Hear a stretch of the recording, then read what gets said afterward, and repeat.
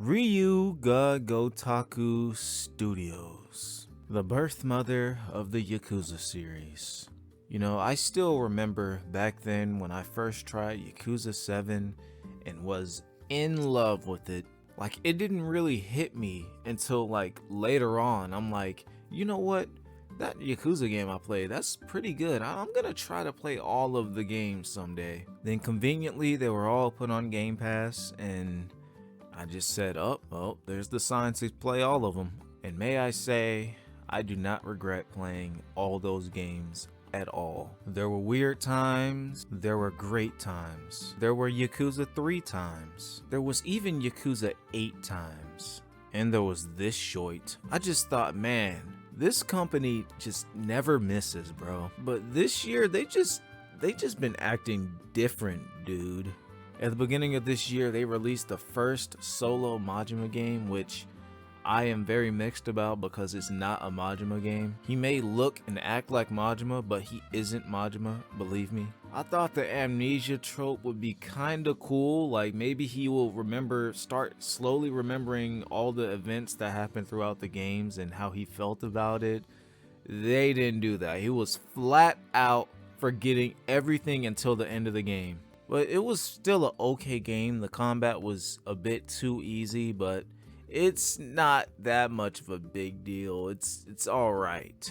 But on the plus side, it's not turn-based, so the OG Yakuza fans are kind of happy, right? Then there's Stranger Than Heaven, and this is my most anticipated game that they've shown, and we've gotten about zero news about it lately. Like ever since the 2024 Game Awards show, I've just been itching for more stuff about this game. Like we don't even have a grasp of the combat. There's predictions for what the story could be, and that's just like, oh my god, now I really want to see what this game is about. Things that were happening before the Tojo was banded together would be just, oh my god.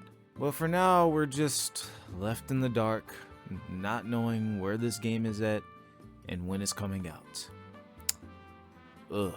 And then there's the RGG Summit, which revealed Yakuza Extreme 3 and a new movie that's supposed to be coming out today if filming goes out perfectly. So I'm gonna look around and see if I could maybe watch it. Then of course I'll give my review on that. But yeah, back to Yakuza Extreme 3. They got rid of the faces, they changed the actors, like, yeah, we already known about this, blah blah blah. I'm not a fan. I am willing to move on though I will miss Ricky's old model. Then there's this bugger. No need to repeat on what he's done, SA dickhead, yeah, that's him. It's just how RGG has been going about it, like, they clearly know what he's done, and they're just like, if we ignore it, the game will come out and everyone will forget. And I've heard what people said, and I kind of agree. Maybe if RGG states that, oh, we know what he's done, but he's seeking for redemption, he's sorry, and it's just like he's trying to do better. All right, they didn't do that, so it's just we delete comments and we ignore post. Then there's Extreme 3, and oh boy, this game is just, it's not looking good every time I look at it. Firstly, they got rid of Revelations. Revelations was a system in Yakuza 3, the original, where you like, Kiryu pulls out his phone and like films some stuff happening, and it usually leads up to Kiryu learning a new move, new whatever. They continued this for Yakuza 4 and 5, but yeah, they cut it off at 5. It was technically in 0-2, but like that's them learning a whole new fighting style, and the others, there's just learning a technique and move. Seeing those funny scenes happen in 4K would be amazing, but I feel the system leaving is alright, but bummer. One of the things I'm wondering is, does this mean they're getting rid of Mac? Mac is the character that introduces the revelation system to you and explains what it is and whatnot. You also chase him later on in the game, and also chase him in like a chase mode where I'm pretty sure you get XP and whatnot. But yeah, you meet Mac because of the revelations things, and they're getting rid of revelations. So does that mean they're getting rid of Mac? Or maybe they're making his introduction different. maybe a sub-story, I don't know. And why do I care? It's just because he's one of the few black characters in the series, and he shows up for 3 games and then disappears. I really wished he showed up in Yakuza 8. Like, he's a photographer, so like maybe he just went to Ijincho or maybe Hawaii and he's just taking pictures and he see Kiryu. We're getting off track. I might make a future video covering how I feel and my thoughts on Mac, but now's not the time. They're removing Revelations, which wasn't a terrible system, equal bad. The cover for the game is terrible. They changed Kiryu's shirt for no damn reason. I'm not really feeling this new style they introduced, but who knows, my opinion may change in the future. Then there's the sin of all sins they have done this year. They delisted Yakuza 0. I think by the time this video's up, Yakuza 0 is no longer existing in stores, and that is very sad. Well, Yakuza 0's director's cut is still out there, so you still can play Yakuza 0 through that, but that's the only version you can play it in.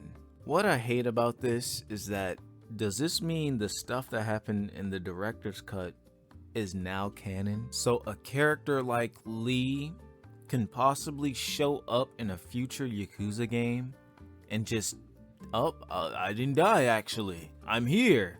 And just so you know, RGG, if I see Lee pop up in a future Yakuza game, I'm not gonna be hyped. I trust me, I'm not hyped to see him again. Ooh, I can't wait to see the loan shark guy from Yakuza 0 to make an appearance. I can't wait to see him in Yakuza 9. I can't wait to see the cop in Nishitani show up again. Oh my goodness. I pray to God this isn't them trying to rewrite stuff for Yakuza 0 so there's some characters that are alive. And plus, you know what? I don't even think they're gonna use them. They just make these scenes just because. They're not gonna use them at all, just like how they're not using Tanamura, they're not gonna use Akiyama, they're not gonna use none of them, but yet they're alive. Now, I may be overreacting because it's still called Yakuza 0 Director's Cut. It's the cut content that they cut, but you don't know they're gonna just flip the script and say, oh, that cut content? Yeah, it's canon. To me, Yakuza 0, the base game, not Director's Cut, is how Yakuza happens. Like that is the canon way to me. I'm not looking at Director's Cut. I hope those extra scenes stay as far away as possible from the real continuity of Yakuza. Because I let Kashiwagi slide. I let Lao Ka Long slide. I'm not letting these slide because I know for sure they're not using them. Because if they do, at this point, just bring back Mine. Y'all gonna rewrite Yakuza 3? Y'all gonna delist Yakuza 3 remastered?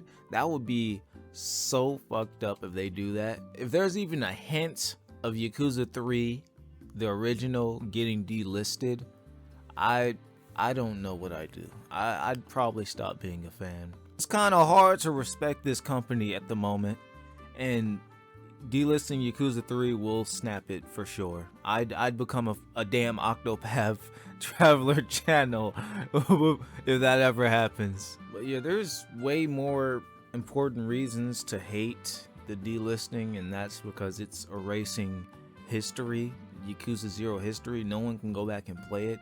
It's going to be harder to play it because not everyone bought it before December 8th, and it's just like, why? But you know, seeing a company that you love, that you've respected for years, start to just turn sour and just saying screw the fans at this point, is just, it really does kind of hurt. Now, I know this video is one big yapathon, but like I haven't uploaded in a bit, so I have a lot to say, and I said it, but believe me, I'm not dead yet. More videos are on the way. Buy Yakuza 0 as fast as you can.